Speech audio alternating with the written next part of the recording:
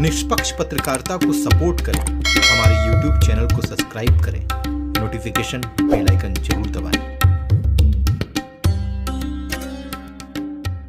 हम master plan area से बाहर हैं, हम गांव सभा में हैं। लेकिन यहाँ तो केवल काम मुसलमान है तो बदले कार्रवाई से होगा। किसी ने कहा मुख्तार अंसारी गैंग का सदस्य है, किसी ने कहा ये अत्याचारी है, किसी ने कहा ये अवैध है, लेकिन डॉक्टर आजम ने क्या कहा?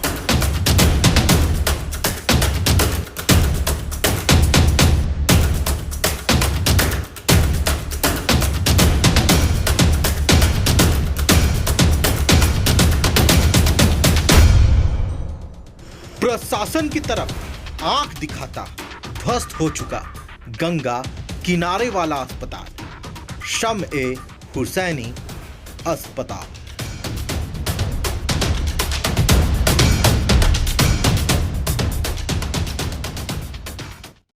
गाजीपुर में पहली बार गारंटी के साथ पुरानी गाड़ियां बेचे या खरीदे, Mahindra first choice city automobiles, RTO office के सामने, अतरौली, गाजीपुर।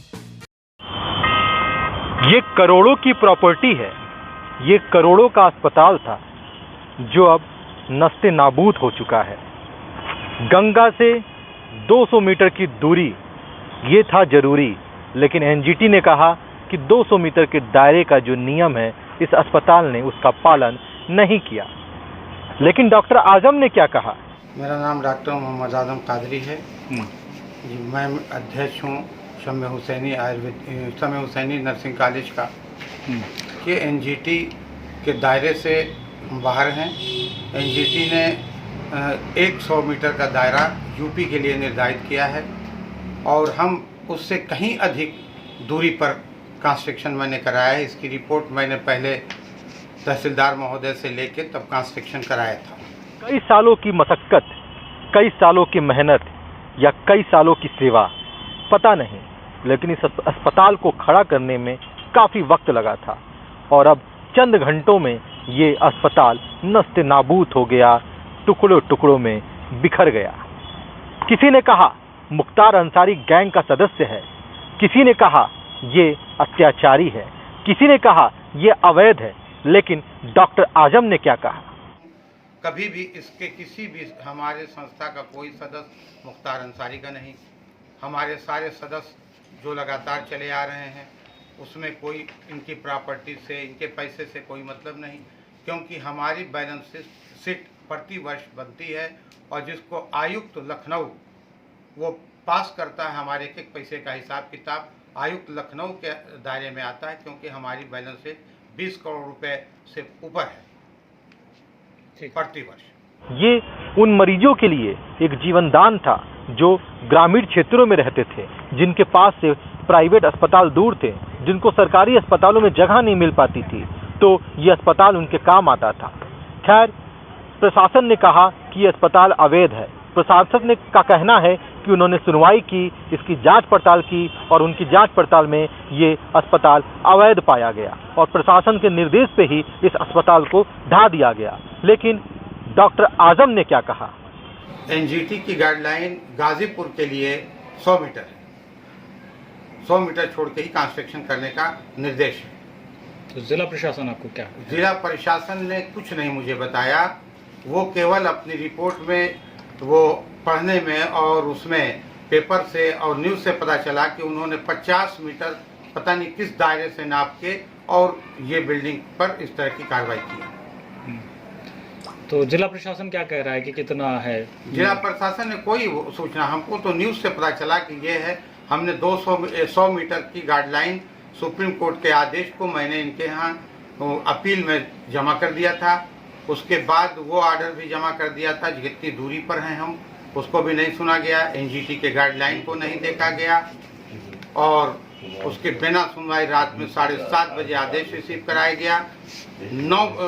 8:20 पर एम्बुलेंस मरीज को शिफ्ट करने के लिए चली आई। सारे मरीजों को किस तरह से शिफ्ट करना पड़ा, उन्होंने कहा कि बिल्डिंग गिराई जाएगी। पूरी फोर्स 10 एम्बुलेंस वहां पहुंची। फोर्स के आ जाने के बाद हमने जितना भी सामान था कोशिश किया कि उस सामान को बाहर निकलवा दें, तो जितना निकल सका उसको बाहर निकलवा के दूसरे प्लाट पर रखा। जो जमीन के कॉलेज के हद से बाहर प्लाट था, उस प्लाट की भी छड़दीवाली को गिरा दिया गया, जो इस कॉलेज के अतिरिक्त जमीन पर था। और इस कॉलेज के अतिरिक्त जमीन थी, उस जमीन पर मैंने सामान रखा। बार बार पुलिस वालों का उनका फोन में रहने लगा मेरे आदमियों को कि आदेश हुआ है कि सारे सामान को कुचलवा दिया जाएगा। इसलिए हमने 4-5 आदमी रात दिन वहाँ लगाया कि इस तरह की कोई घटना ना घटे। हमको इसे संभावना है कि जो हॉस्पिटल के कीमती औजार बाहर रखे गए हैं दूसरे प्लाट पर, जब वो दूसरे प्लाट की छड़दीवाली को गिरा दिया गया तो हमारे सामान को भी ये दोबारा बुलडोजर को चला के नष्ट करा सकते हैं। गंगा नदी के बिल्कुल समीप स्थित है ये अस्पताल। आप देखिए तस्वीरों में, वो गंगा नदी है और गंगा नदी के पास में ये अस्पताल है। अब गंगा नदी से इस अस्पताल के कंस्ट्रक्शन की दूरी कितनी है ये अंदाज़ा लगाना फिलहाल मुश्किल है, लेकिन प्रशासन का कहना है कि एनजीटी के कानून के हिसाब से ये 200 मीटर के दायरे के अंदर है, 200 मीटर के दायरे के बाहर होना चाहिए। फिलहाल देखने से अंदाज़ा नहीं लग पा रहा है कि 200 मीटर का दायरा है या नहीं है, या गंगा नदी का मार्किंग किधर है, कहाँ तक गंगा नदी है और कहाँ से 200 मीटर नापा जाएगा, ये भी प्रशासन का विषय है, ये भी जांच का विषय है। फिलहाल जिला प्रशासन ने गंगा किनारे वाले इस अस्पताल को ध्वस्त कर दिया है। करीब 80% तक ये अस्पताल ध्वस्त हो चुका है। हम ग्राउंड पे मौजूद हैं और हम अपनी आंखों से इन तस्वीरों को देख भी रहे हैं और आपको दिखला भी रहे हैं। अब इस मामले में पूर्व कैबिनेट मंत्री ओम प्रकाश सिंह ने भी बहुत बड़ा बयान दिया है। तो सरासर गलत हुआ, स्टे हो गया, क्या पता करो रुक गया जी। वो जमीन है ही नहीं है मास्टर प्लान में। 200 मीटर होता, मैंने कहा कि जितना है बाउंड्री तोड़वा लो, उसे करा लो, मैं डीएम से ही बात की। लेकिन यहाँ तो केवल काम मुसलमान है तो बदले कार्रवाई से। हम इसके खिलाफ हाई कोर्ट गए हैं, हाई कोर्ट ने स्टे दिया है। जितनी बिल्डिंग गिर चुकी थी उसके अलावा जो बची है उसको उसी जगह पर रोक दिया है और 3 तारीख को हमारी फुल बेंच में इसकी सुनवाई होनी है। और इनके सारे आर्डर्स जो इन्होंने जिस तरीके से गिराने के आर्डर दिए थे उसको हाई कोर्ट ने अवैध घोषित कर दिया है उस आदेश को। और हम मास्टर प्लान एरिया से बाहर हैं, हम गांव सभा में हैं।